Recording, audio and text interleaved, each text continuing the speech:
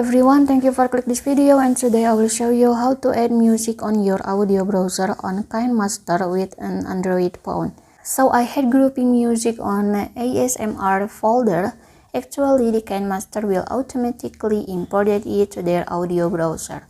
To check it, you simply click on the audio and then scroll down and click folders. So your folders ASMR will showing here.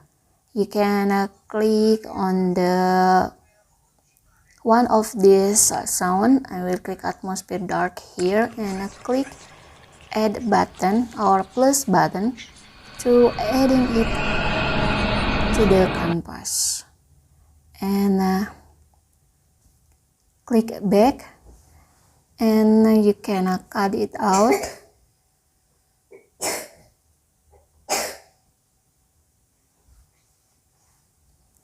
Click trim and then click trim right to delete the right part, and this is the result.